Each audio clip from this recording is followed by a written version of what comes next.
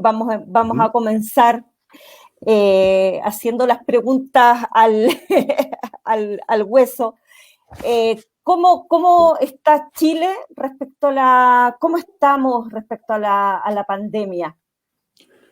Respuesta corta, estamos en nuestro peor momento desde el comienzo de la pandemia. Y este peor momento, cada día que pasa, sigue empeorando. En esa fase estamos en una segunda oleada más grande que la primera, con un sistema que, pese a que aprendió de la primera parte en cómo convertir camas, y recuerdan la lucha por los ventiladores, formar gente, aprender al manejo del COVID, había mucha más incertidumbre. Hoy día, con más certeza, tenemos más unidades transformadas en cuidados intensivos para nuestros pacientes más graves, COVID y no COVID, y aún así estamos sobrepasados tratando de generar cada día más camas, porque eso está al final de la cadena, es cuando ya el enfermo llegó a su peor punto. Pero lamentablemente las proyecciones incluso están sosteniendo que vamos a tener que crecer aún más. Para ponerlo en cifras sencillas, cuando partimos el año pasado, Chile tenía alrededor de 780 camas. En el pic llegamos a 2.400, 2.500. Hoy día estamos llegando a 4.000 camas críticas y se espera tener que llegar a 4.500. Eso no es tan fácil como ir y comprar una cama, sino que es desvestir un santo para vestir a otro, y nuevamente es al final de la cadena. Todavía lo que pasa hacia atrás es que se genera una saturación completa de las camas, de la urgencia. Hoy día tenemos, tú mismo me comentabas, ya pacientes en las ambulancias que están haciendo parte de su hospitalización ahí porque no pueden ingresar. Los mismos consultorios han tenido que transformar algunas veces sus camas para mantener a los enfermos esperando mandarlo a un hospital. O sea, ya es todo hacia atrás. Y lo más terrible sería ya que ni siquiera nuestros enfermos entren a los hospitales y fallezcan en las casas, cosa que también está sucediendo. O sea, es así de dramático el momento que vivimos, y por el otro lado, una infección, una diseminación del virus que está descontrolada, con una positividad, o sea, que de 100 casos que yo tomo al azar, hacemos muchas PCR en Chile, eso es cierto, pero eso es aleatorio. O sea, yo tomo un grupo de 100 y hoy día estamos cercanos a 12 de ellos están positivos. Y las cifras son inconsistentes entre un día a otro, pero aún así es altísimo. O sea, la capacidad de infectar del virus es una cosa, pero que haya mucha gente deambulando positiva y que tal vez ni lo sabe porque los asintomáticos también contagian, es muy alta también. O sea, tenemos otro escenario que es muy malo. Y el tercero es que la ayuda económica no han llegado, y por lo mismo tú estás presionado a salir de tu casa y a vivir los atochamientos, o a estar trabajando de manera informal, a salir a buscarte el pan, en este escenario que es un escenario terrible. Por lo tanto, es el peor de los momentos. Por eso te digo que tiene muchos elementos y todos de ellos son muy malos. ¿Qué fue lo que esta situación que se está viviendo ahora, que se denomina segunda ola, era una situación previsible? ¿Se hicieron mal las cosas? ¿Qué es lo que está fallando en este escenario del manejo de la pandemia que se ha dado en Chile?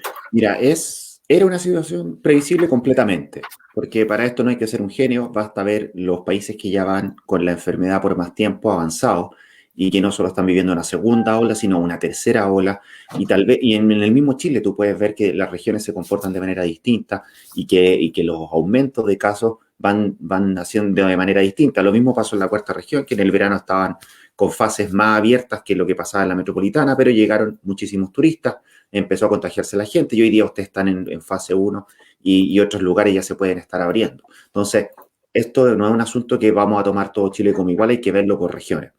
Y en ese sentido ha faltado poder empoderar y poder darle gobernanza a las regiones para que tomen sus propias decisiones. Llevémoslo al extremo. En Rapa Nui, en Isla de Pascua, hoy día no hay casos activos, pero aún así tienen el toque de queda. ¿Qué sentido tiene eso? La verdad es que ninguno. Solamente los efectos negativos del toque de queda, porque ellos tienen las fronteras cerradas. Entonces, cuando tú tomas políticas nacionales, dejas muy de lado las realidades de cada región, y ahí es donde empezamos a hacer agua por esos lugares. Y por otro lado, ¿qué medidas fueron las que han ido impactando? Esto ya es un ejemplo para el mundo de cómo hacer las cosas mal. Se nos ha destacado en distintos medios importantísimos, en Washington Post, en el New York Times, en DW Deutsche Welle, en Alemania, en Francia, en Europa, digamos. Ha sido un ejemplo de, con una gran vacunación, que la vacunación lo que te va a permitir fundamentalmente es evitar la enfermedad grave a 3 de 4, y evitar la muerte prácticamente en un 100%. O sea, la vacunación lo que hoy día sirve es para que tú no te mueras por el virus. Eso es, pero no te impide el contagio. Por lo tanto, aún así puedes vivir las consecuencias tranquilamente de la enfermedad moderada, leve, los efectos posteriores que estamos viendo a 3 meses después. En fin, no se corta la cadena de contagio y mientras eso suceda vamos a seguir teniendo muchos contagiados si es que no se detiene, esto no se congela. Y por eso finalmente caemos hoy día en cuarentena luego de haber sido muy permisivo durante el verano cuando todavía no se alcanzaban ni cerca los efectos positivos de la vacuna. Se partió todo muy antes, tratando nuevamente, jugando esa especulación de que sí, la vacuna nos va a ayudar, pero todavía no vemos los efectos netos de eso, pero ya nos abrimos hace cuántos meses, enero y febrero parecía que estábamos en un país normal. O sea, definitivamente el tema de los permisos de vacaciones fue un gran error. Las consecuencias de eso las estamos viviendo hoy día, definitivamente. Uno no puede hacer caso omiso a eso. Y por otro lado, el haber mantenido las fronteras abiertas, aduciendo a la libertad, y como dijo el vocero de gobierno, que los países democráticos no cierran sus fronteras, bueno, hoy día están cerradas. Es evidente de que no solo eso afecta a que tengamos mayor circulación del virus, sino que también tengamos nuevas cepas del virus circulando y estas cepas, algunas de ellas como la P1, que es la amazónica, o algunas cepas que también reconocidas como de Reino Unido o de Nueva York, que son más agresivas, que generan más daños, que no sabemos si las vacunas las van a poder frenar. Estas cepas también están circulando en Chile hoy. El conflicto mayor es que Chile tampoco está preparado para identificar cuánto del virus que circula pertenece a una cepa u otra. Hay estimaciones, pero el estudio que se hace en Chile es muy poquito para lo necesario. Se están estudiando alrededor de 150 muestras a la semana en todo Chile. O sea, es súper complejo poder identificar siquiera el virus. Por otro, o sea, en traducción de eso, estamos a ciegas y estamos viviendo las consecuencias de esto que todavía sigue en llamas, en donde el agua ya nos superó, nos pasó la cabeza y todavía no logra ni siquiera estancarse para que empiece a bajar y que podamos volver a respirar con más calma. En este sentido, porque porque se apuesta, tú lo dijiste en un principio, a poner camas, respiradores y todo eso para, digamos, para salvar a gente. Pero lo que sabemos nosotros es que no todo el personal de salud está instruido para manejar una situación como esta. ¿Cuál es el estado en el que están los funcionarios de salud? ¿Qué pasa ahí? Esa es otra ¿Podrán situación, aguantar? mira, esa es otra situación muy delicada que ha llevado al extremo de cada uno de los que trabajamos en salud desde el punto de vista de la salud propia, tanto mental como física. Hoy día tenemos alrededor de 25% de nuestro personal con licencias de distintos motivos, algunas de ellas por estrés o estrés postraumático, después de haber visto mucha gente fallecer o de todo el estrés que nos ganamos, haber visto familiares fallecer por llevarte el virus a la casa.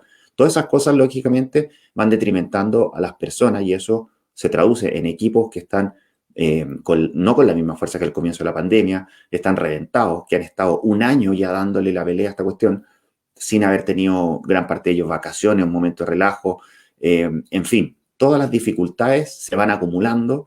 Hoy día vemos además este nuevo escenario que es peor de lo que ya vivimos y aparte la frustración con este cansancio acumulado es mucho más complejo. Y lógicamente, con esta necesidad de abrir camas críticas, las camas críticas requieren cuidados de enfermería, de medicina y de los técnicos paramédicos que son mucho más dedicados al paciente. Para ponértelo en plano, una enfermera puede atender en una sala 6 pacientes, 12 pacientes, pero en una UCI puede atender 2 pacientes bien, máximo 3. O sea, se te reduce la capacidad y necesitas más gente.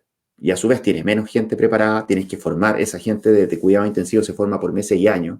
En medicina es una subespecialidad médica. O sea, un urgenciólogo sabe manejar la urgencia, sabe manejar ventiladores, sabe hacer sus cosas, pero para ser especialista en intensivo requiere 2 años más. O sea, estamos hablando de que tú para formar un real especialista en medicina intensiva requieres 7 años de medicina, 3 de especialidad primaria y 2 de especialidad secundaria. O sea, estamos hablando de mucho tiempo y hoy día estamos contra el reloj haciendo que las cosas funcionen. Entonces, es una situación donde se estresa mucho el sistema y no dejan de llegar los pacientes. Y eso es lo que más nos preocupa. ¿Qué medidas se deberían tomar para que esta situación se revirtiera? Porque, ¿sabes qué? ¿Por qué te lo digo? Porque el otro día conversé con otro médico, hace 2 días atrás, con el doctor Ramiro Zamora, se llama, Y él me contaba de que incluso Chile puede llegar a un pic de 20.000 enfermos diarios. Y dice que él cuando habló de manera pesimista, cuando empezó la pandemia, dice que fue así como súper, para decir en palabras simples, fue como súper funado. Y me dijo, y al final decía él, el tiempo me dio la razón. ¿Podemos llegar a ese extremo de casos en Chile si no se toman las medidas que se Mira, deberían tomar? más allá de la cifra, que hoy día estamos en 8.000 y ya prácticamente lo normalizamos, que es algo que pudiese haber sido impensado el año pasado. Esto está todavía en aumento y en ascenso, por lo tanto no es definible, aparte de modelos matemáticos, lo que está sucediendo. Pero aún así, si dejamos que esto corriera de manera libre, no debiésemos llegar tan alto, porque ya deberíamos estar acercándonos al pic en el próximo mes. Entonces, de ahí a que se te dupliquen los casos, no necesariamente debiera ocurrir así. Ahora, lógicamente, esto es especulación, pero aún así, tú lo que tienes que tratar de hacer, en el fondo, como política sanitaria, es intervenir para que esto no siga subiendo, porque no solo es vamos al pic y nos devolvemos, sino que mientras más alto es el pic, más tiempo toma, porque la bajada es más lenta, en Claro. devolverse, y en ese que ya superaste la capacidad de respuesta de tu sistema, todo lo que suba va a estar por sobre la saturación. O sea, vamos a vivir saturados por semana y pueden ser meses. Todo eso implica más muertes, todo eso implica incapacidad de responder a otras patologías, no solo COVID. Mucha gente dice, bueno, si el COVID no mata a tanta gente. Bueno, el conflicto no es realmente la letalidad, sino que lo que sucede es que cuando te satura todo un sistema sanitario, todas las otras enfermedades que no eran letales, que no causaban la muerte, hoy día sí te la pueden causar, porque no cabes dentro de un hospital. Y ese es el real problema. Por eso que la única forma de tener esto es frenando la cadena de contagio.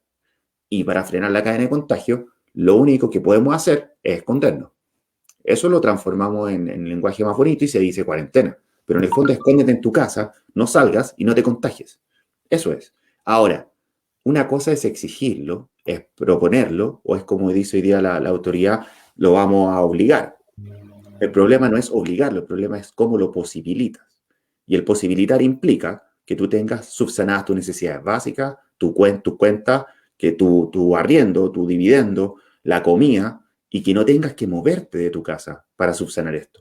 Es lógico, pero es lógico para nosotros, porque quienes están tomando la decisión con bonos de 100, 200 lucas dicen están salvados, aguantan 6 meses. Y eso es imposible.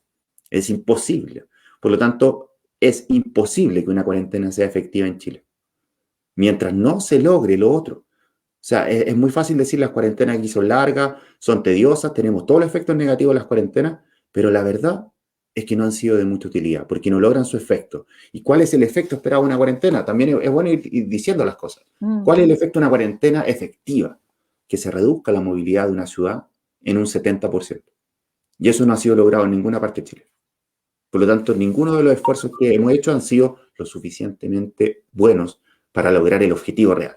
Así que estamos finalmente como un barco a la deriva, esperando que esta cuestión ojalá se detenga y empiece a bajar. Sabemos que es el comportamiento del virus, la oleada, ¿cierto? Lo sabemos. Pero ¿dónde vamos a llegar al techo? No lo sabemos.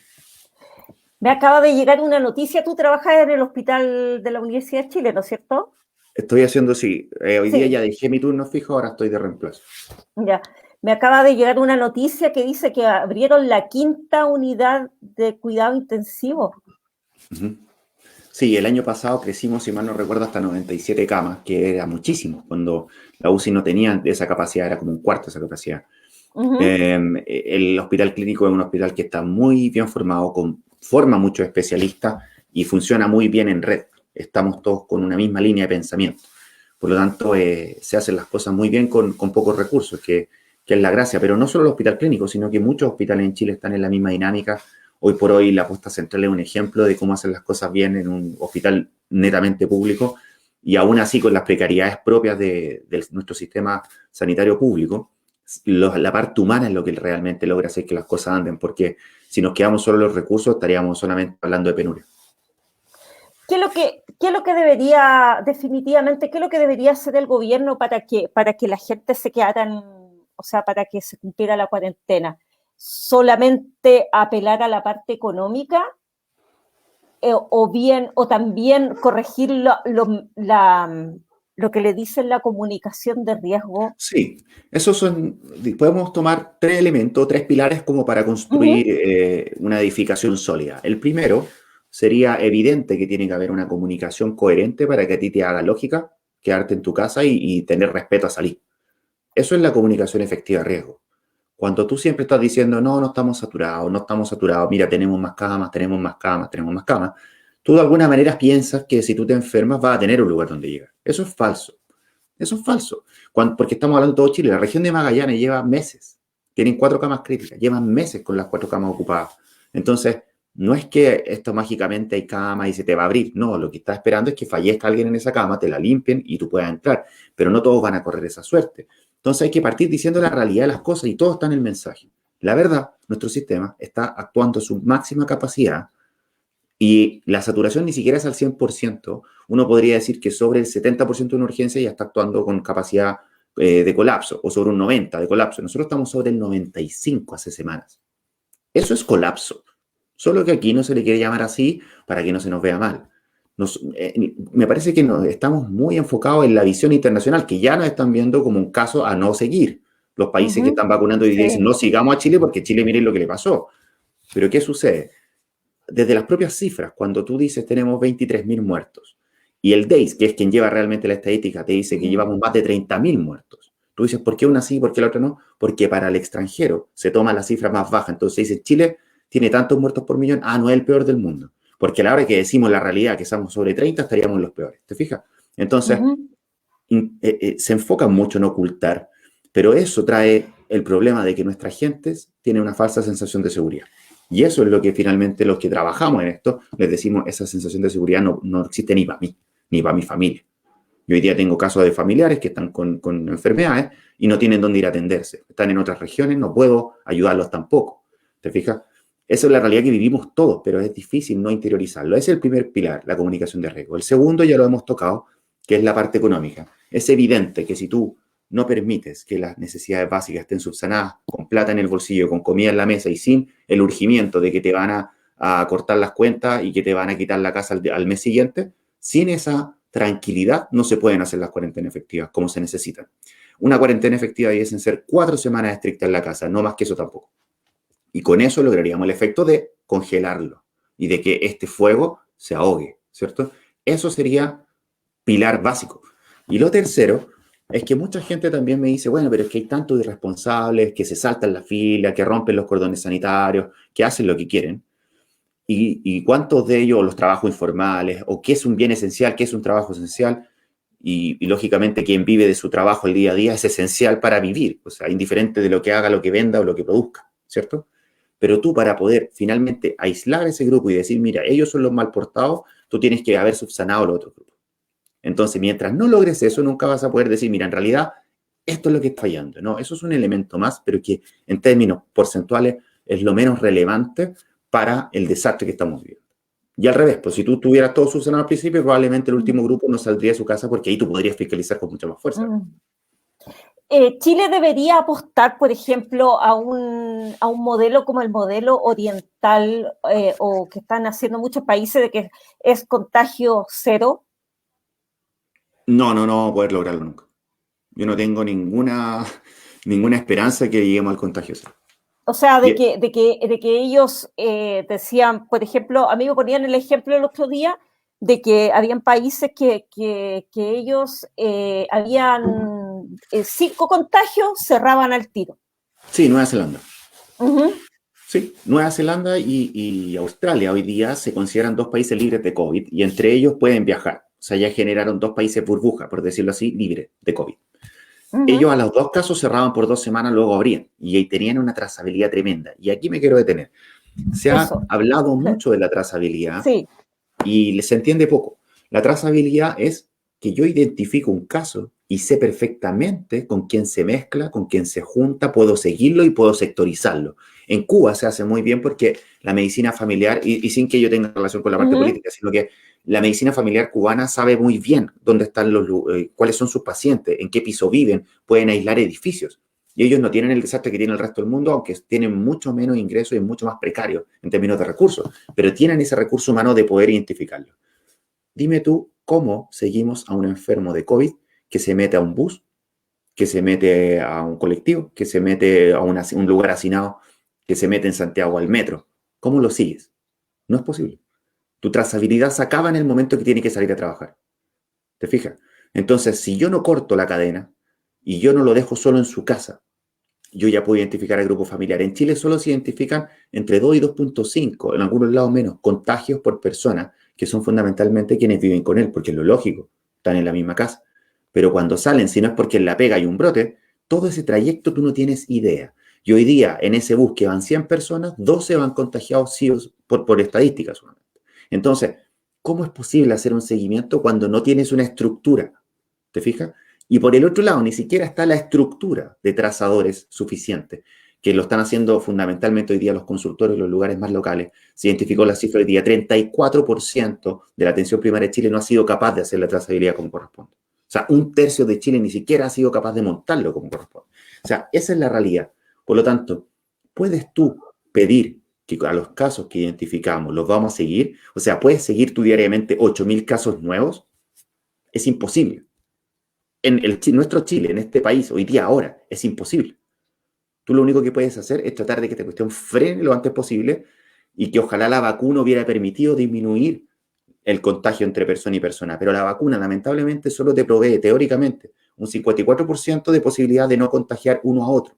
Necesitábamos un 70% para lograr una inmunidad de rebaño, que era que, como grupo, un 70% con que ya estuviera inmunizado evita que se disperse la enfermedad. Tampoco lo logramos vacunando al 100% de los chilenos hoy día, tampoco lo logramos. O sea, esa opción en Chile es impracticable.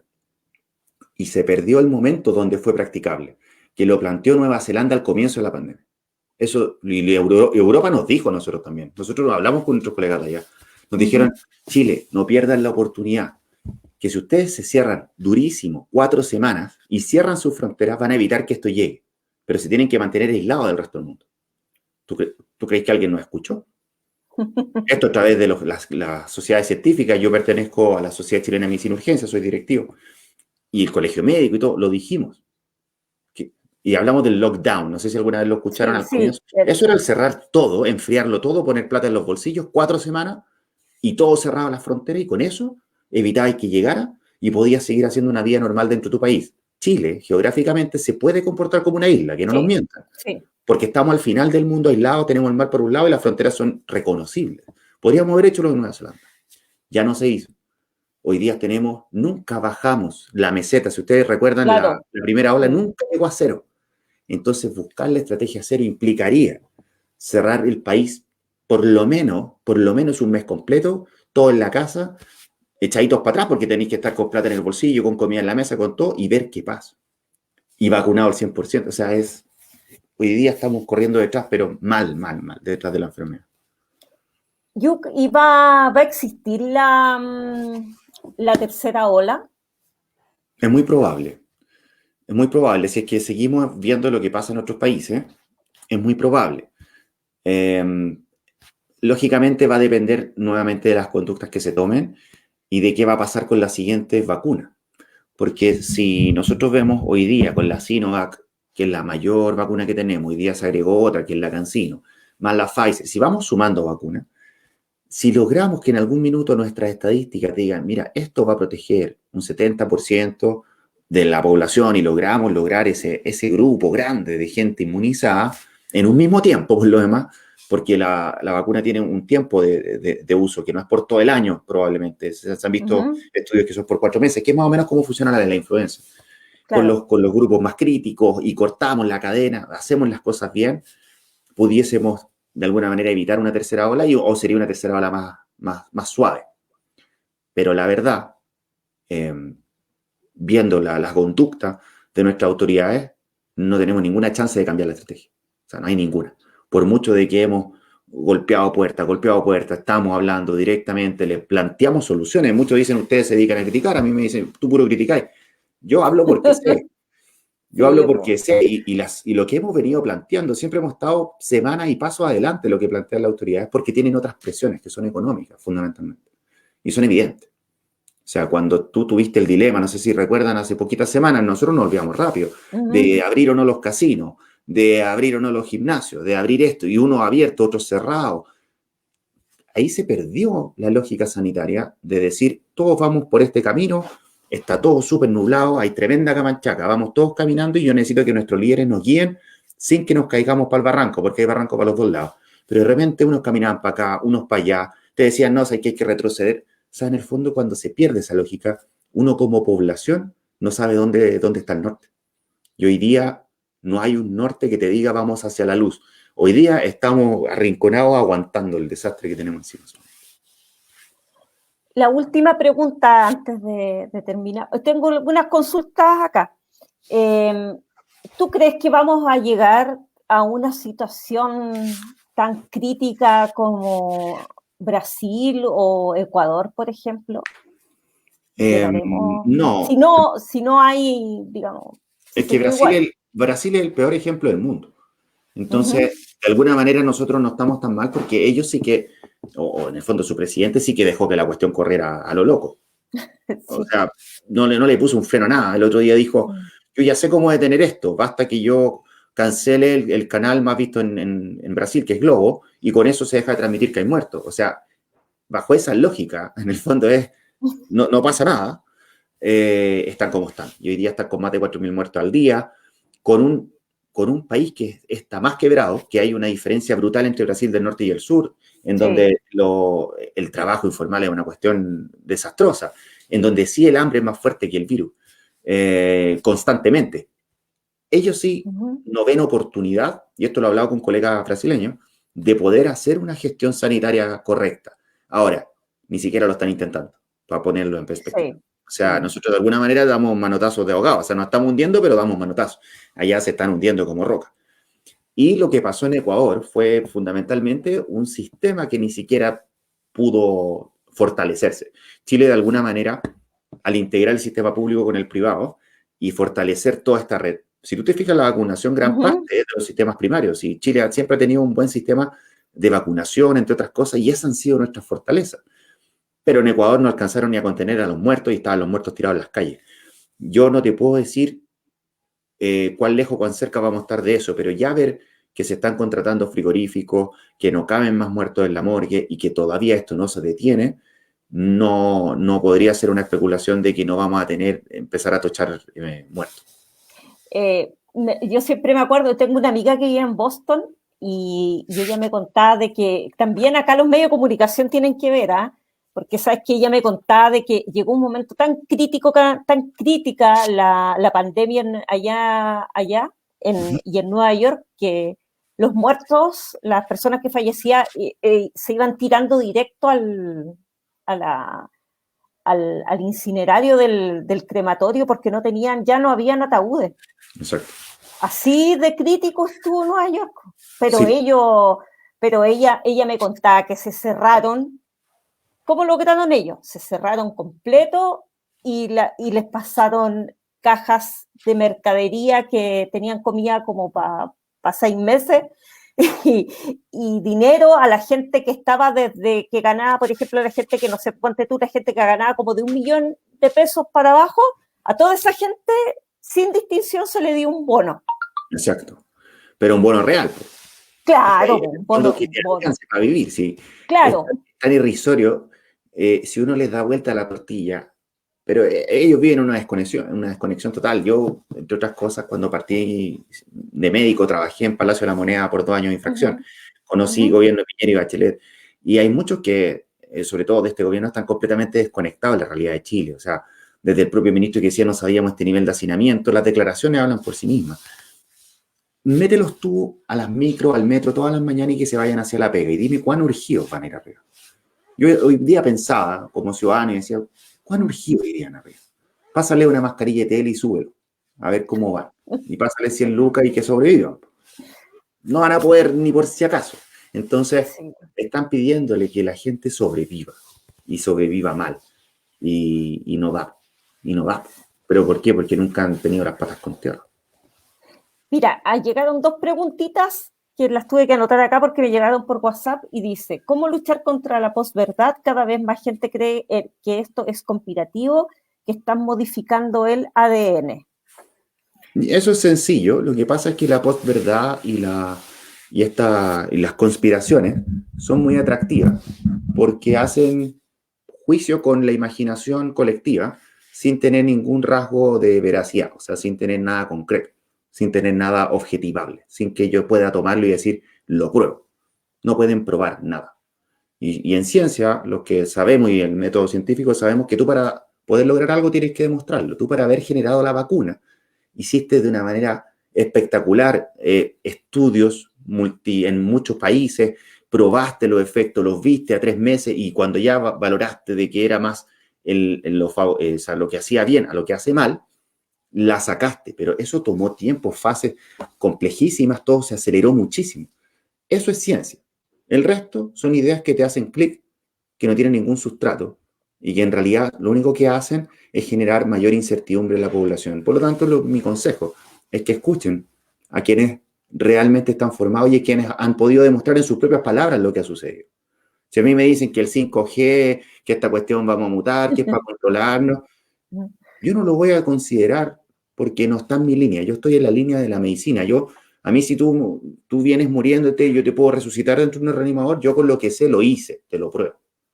El otro tipo no me va a poder probar nunca su teoría y va a quedarse en eso. Los charlatanes van a existir siempre y ojo porque son muy peligrosos.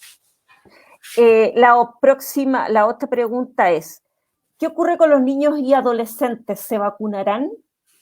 La idea es poder llegar a vacunar a más del 70% de la población por rangos de edad, desde los que se agravan más con la enfermedad a los que se agravan menos. Por eso vamos desde los más viejitos a los más jóvenes y por eso los grupos de riesgo son los primeros vacunados. Porque como les dije en un comienzo de esta entrevista, lo que evita es la muerte, fundamentalmente casi en un 100%. Y lo otro que evita es de 3 de 4 que enfermen gravemente. Los niños, por lo general, enferman de manera más leve. Existe un porcentaje pequeño, que es como el 0,03, que puede desarrollar el PIMS, que es un síndrome de inflamación sistémica, pero es posterior a la enfermedad, ni siquiera es durante la enfermedad. Y tampoco desarrollarlo involucra morirse. Tiene una letalidad no de un 100%. Por lo tanto, ¿se va a llegar a vacunarlo a todos? Ojalá que sí, es muy posible, pero si no, ellos pueden desarrollar de alguna manera inmunidad teniendo la enfermedad leve. Pero si estos niños van a ver a sus abuelos o van a ver a sus papás, lógicamente los pueden contagiar y si no están vacunados o si tienen un sistema inmune detrimentado, ellos sí van a desarrollar la enfermedad fea. Entonces, ojo con eso, que todos podemos ser un vector. Vector no es lo mismo, pero es prácticamente lo mismo que ser un vehículo del bichito, que yo lo llevo de un lugar a otro y hago que otra persona se contagie. Todos podemos ser vectores. Yo te quiero agradecer esta entrevista, muchas gracias, ha estado súper interesante y ha aclarado muchos conceptos respecto a lo que estamos viviendo y esperamos que de alguna vez por todas las autoridades tomen las medidas que se deben tomar. Yo agradezco mucho la invitación a ti y poder haber hablado con toda nuestra gente de la cuarta región. De hecho, mi hermana vive allá, acaban de hablar del COVID. Así que me toca muy de cerca y nada, pues mandarles siempre mucho cariño, mucho apoyo. Me pueden encontrar, yo converso directamente por mi Twitter, que es doctor911-CL. Yo ahí siempre estoy respondiendo inquietudes, no todas, pero sí en manera general, dando información. Y si ustedes siguen la línea, generalmente estamos siempre adelante y podemos ir adelantando cosas de lo que va a suceder. Así que nada, pues a cuidarse y aguantar la respiración mientras el agua siga acá arriba, porque nos va a tomar un par de semanas más lograr que se estanque. Muchas gracias, que estés muy bien. Chao. Igual, porque estés muy bien. Chao, chao. Chao.